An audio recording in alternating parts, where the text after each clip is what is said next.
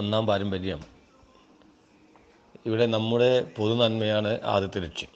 എയുടെ ഐക്യത്തെ ആശ്രയിച്ചാണ് വ്യക്തിപരമായ മോചനം.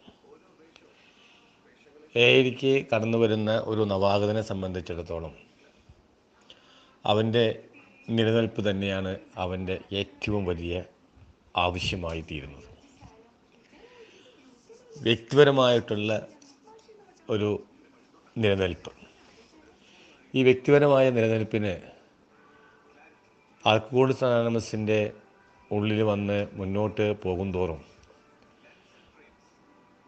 ഒത്തിരി പ്രശ്നങ്ങൾ അവൻ നേരിടുന്നുണ്ട്. ഒരു മദ്യാസക്തനെ സംബന്ധിച്ച് ഒരുപാട് കാര്യങ്ങൾ അവൻ നേരിടുന്നുണ്ട്. എയുടെ ഏറ്റവും അടിസ്ഥാനം എ ഗ്രൂപ്പാണ്. എ ഗ്രൂപ്പിൽ നിന്നാണ് മറ്റുള്ള എല്ലാ കാര്യങ്ങളുടെയും തുടക്കം എന്നിരിക്കെ ഒരു ഗ്രൂപ്പിൻ്റെ ഐക്യത്തെ ആശ്രയിച്ച് തന്നെ ആയിരിക്കില്ലേ ഒരു മദ്യാസക്തിൻ്റെ മോചനം. ഒരു മദ്യാസക്തൻ കടന്നു കയറുന്ന ഗ്രൂപ്പിൻ്റെ ഐക്യം എത്രമാത്രമുണ്ടോ ആ ഐക്യം തന്നെയായിരിക്കും അവൻ്റെ മോചനത്തിലേക്കുള്ള വഴി തുറന്നിടുന്നത്.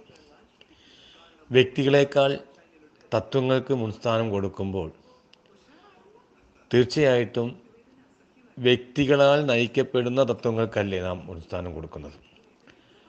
കടലാസുകളിൽ എഴുതി വച്ചിരിക്കുന്ന തത്വങ്ങൾ നടപ്പിലാക്കുമ്പോൾ ആ നടപ്പിലാക്കുന്ന വ്യക്തിയിലൂടെയാണ് കടന്നു വരുന്ന ഒരു നവാഗതൻ ഈ ഐക്യത്തിൻ്റെ രുചി അറിയുന്നത്. അപ്പോൾ തീർച്ചയായിട്ടും ഐക്യപ്പെടുക എന്ന് പറയുന്നത് എൻ്റെ മോചനത്തിന് ഞാൻ എടുക്കേണ്ട ചില നടപടിക്രമങ്ങളിൽ മറ്റൊരാളെ ഇടപെടുത്താതെ കണ്ട് മറ്റൊരാൾക്ക് അസഹിഷ്ണുത ഉണ്ടാക്കാത്ത വിധത്തിൽ എൻ്റെ ഗ്രൂപ്പിലുള്ളവരുമായിട്ട് സമരസപ്പെട്ടു പോകുക എന്ന് പറയുന്നത് വലിയൊരു ഉത്തരവാദിത്വം എന്നിലുണ്ട്. ഈ ഒരു ഉത്തരവാദിത്വം എനിക്ക് മുന്നേ പോയവർ എന്നിലൂടെ അല്ലെങ്കിൽ എൻ്റെ ഗ്രൂപ്പിലൂടെ അല്ലെങ്കിൽ ഞാൻ ഇടപെടുന്ന ഫെലോഷിപ്പിൻ്റെ മറ്റ് തലങ്ങളിലൂടെ കാണിച്ചു തരാൻ ബാധ്യസ്ഥരാണ്.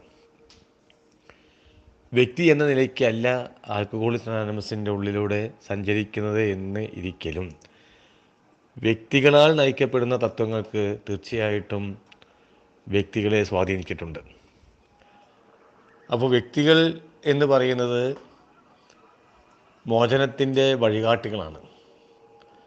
ഐക്യം എന്ന് പറയുന്നത് എൻ്റെ മാത്രം മോചനത്തിലേക്കുള്ള വഴിയാണ്. ആൽക്കഹോളിക്സ് അനോണിമസിൻ്റെ ഉള്ളിൽ കടന്നു വരുന്ന ഓരോരുത്തരുടെയും ആവശ്യം അവൻ്റെ നിലനിൽപ്പ് തന്നെയാണ്.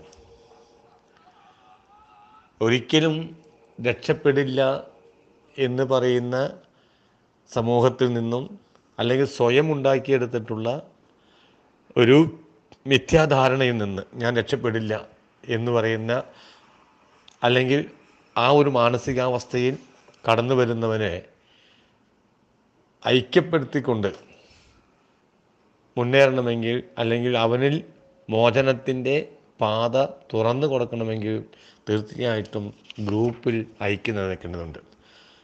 പൊതു നന്മയുടെ ലക്ഷ്യം അതായത് നമ്മുടെ പൊതു നന്മ തന്നെയാണ് ആദ്യത്തെ ലക്ഷ്യം.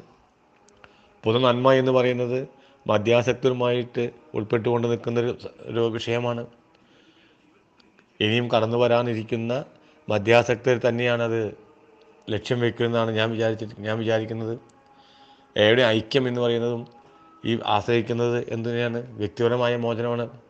എയുടെ ഐക്യത്തെ ആശ്രയിച്ചിട്ടാണ് വ്യക്തിപരമായ മോചനം. എയുടെ ഐക്യം നിലനിൽക്കണമെങ്കിൽ തീർച്ചയായിട്ടും കടന്നു വരുന്നവനെ പ്രോത്സാഹിപ്പിക്കുന്ന വിധത്തിൽ, കടന്നു വരുന്നവനെ ആകർഷിക്കുന്ന തരത്തിൽ ഗ്രൂപ്പിൽ ഐക്യം നിലനിൽക്കേണ്ടിയിരിക്കുന്നു.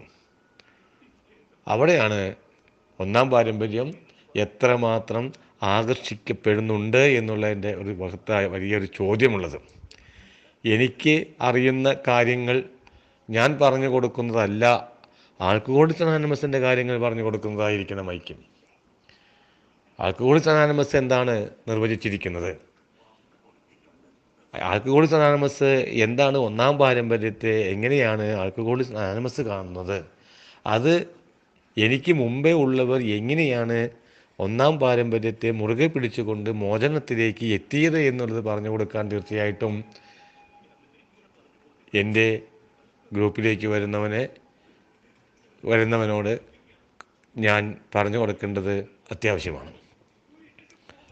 അവിടെ ഐക്യപ്പെട്ടാൽ മാത്രമേ വ്യക്തിപരമായിട്ടുള്ള മോചനം നടക്കണമെങ്കിൽ തീർച്ചയായിട്ടും ഗ്രൂപ്പ് ഐക്യപ്പെടണം. ഗ്രൂപ്പിൻ്റെ ഐക്യം നിലനിൽക്കുന്നത് ഈ കടന്നു